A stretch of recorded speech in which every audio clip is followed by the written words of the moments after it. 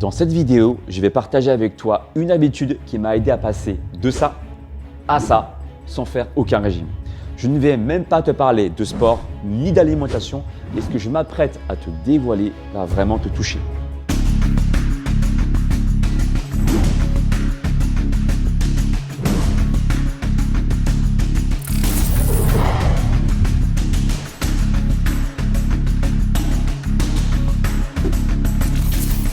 Car seul 1% des gens sont au courant de cette information et aujourd'hui, tu en feras peut-être partie.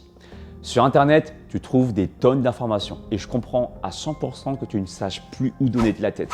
Mais j'ai un principe de base que j'aime respecter, rendre qualitatif le temps que tu m'accordes.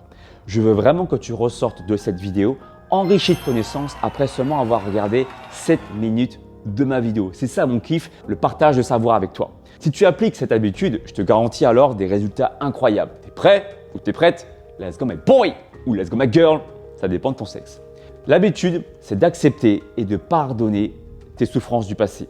Je vais t'expliquer ça en détail et ça va te concerner à 100%. Quand je parle des souffrances du passé, je parle des moqueries et des jugements qu'on a pu te faire à l'égard de ton physique.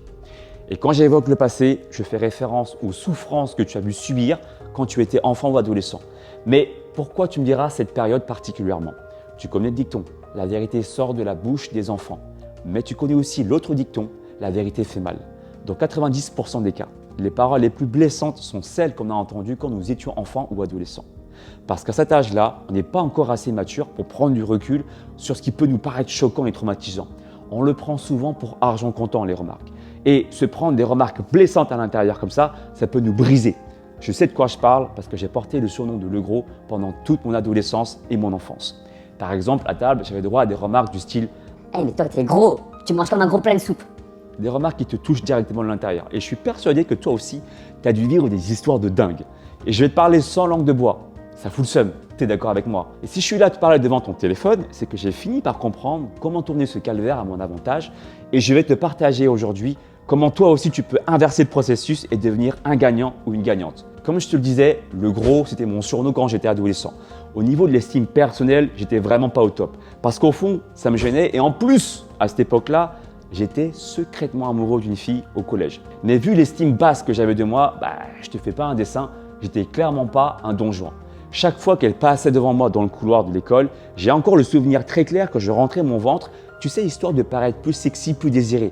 Mais tu te doutes bien, ça n'a jamais marché. Elle ne m'a jamais regardé. Je suis rentré chez moi, un peu bredouille. Je me souviens encore avoir regardé les veines de mon avant-bras comme ça et je me parlais tout seul. Si ma soeur et mon frère ont réussi, je devrais pouvoir en faire autant.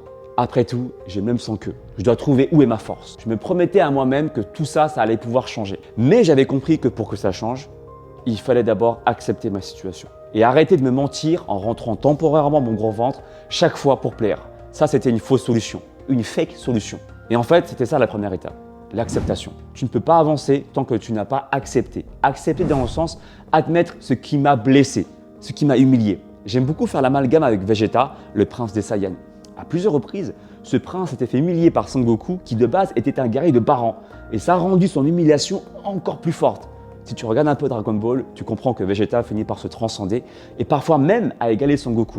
Mais c'est justement parce qu'il n'a pas nié avoir été humilié, il ne l'a pas refoulé, il a tellement vibré l'humiliation qu'il en a fini par avoir marre et ça l'a aidé ensuite à passer à l'action. Et c'est comme ça qu'est né le Super Saiyan Vegeta pour ceux qui connaissent Dragon Ball. Pour revenir à ma réalité, j'ai longtemps refoulé ma douleur, mais à un moment j'avais fini par accepter m'être senti humilié, qu'on me traite de gros. Allez-y. En acceptant, je dirais même plus poétiquement en accueillant mon émotion négative, tu ne le sais pas, mais tu dis à ton cerveau, ok, voilà l'état des lieux, voilà le plan de ma situation, de ma maison interne. Alors, c'est sûr que dans un plan énergétique, tu verras des coins de la maison où il y a des fuites d'eau, des murs qui ne sont pas forcément étanches à l'intérieur. Ça va pas toujours te plaire, mais c'est nécessaire que tu acceptes de voir ça si tu désires améliorer ta maison, améliorer la vision que tu as de toi. La deuxième étape, après avoir accepté, c'est de pardonner. Alors, je préfère être clair. Il ne s'agit pas de dire « Amen » à tout le monde et d'être l'ami de tous. Pas du tout. Il s'agit du pardon envers soi. Pardonne-toi d'avoir vécu ces moments difficiles. C'était peut-être l'enfer pour toi. Mais tu es encore là aujourd'hui et si tu m'écoutes, c'est qu'il est peut-être temps que tu acceptes de voir ta maison interne et de changer ce qui ne te plaît plus, de renaître de tes cendres comme un phénix. Mais pour être ce phénix, il faut d'abord pardonner. Pourquoi ? parce que ça te permet de clôturer un chapitre. Comment veux-tu réussir à avancer dans un nouvel arc, sachant que le chapitre précédent n'a toujours pas été clôturé? C'est impossible. Tu as le droit de ne pas vouloir clôturer le passé, mais dans ce cas, tu risques de vivre dans l'amertume. Tu risques de vivre dans le passé. Tu seras là sans être là. Tu seras effacé. Est-ce que c'est vraiment ça que tu veux? J'imagine que la réponse est non, n'est-ce pas? Alors dans ce cas, décide-toi maintenant de te pardonner. Concrètement, pour que ça soit ancré, je te demanderai simplement de prendre une feuille et un stylo et d'écrire 2 phrases, 2 mudras pour t'aider à conscientiser l'inconscient. Ne le fais pas avec ton téléphone. C'est important que tu le fasses avec une feuille et un stylo. Pour résoudre un problème de taille, il faut d'abord mettre les choses à plat, donc sur une feuille. Pour l'acceptation et le pardon, tu peux écrire ces mudras, ces phrases. J'admets avoir ressenti de l'humiliation sur mon physique dans le passé, quand j'avais, et là tu marques ton âge ou la période quand ça s'est passé. Deuxième mudra, je me pardonne d'avoir vécu ces moments difficiles. Aujourd'hui, je décide de prendre ma revanche, à commencer par cette prise de conscience. Ces 2 phrases, c'est ton nouveau point de départ, car ça te permet de vider l'ancien conteneur énergétique en toi pour recueillir une nouvelle forme d'énergie. Et c'est là où intervient l'activité physique pour pouvoir t'apporter de l'énergie positive. D'ailleurs, si tu veux connaître quels sont les exos les plus intéressants, écris intéressant dans la barre des commentaires et je te les envoie en DM.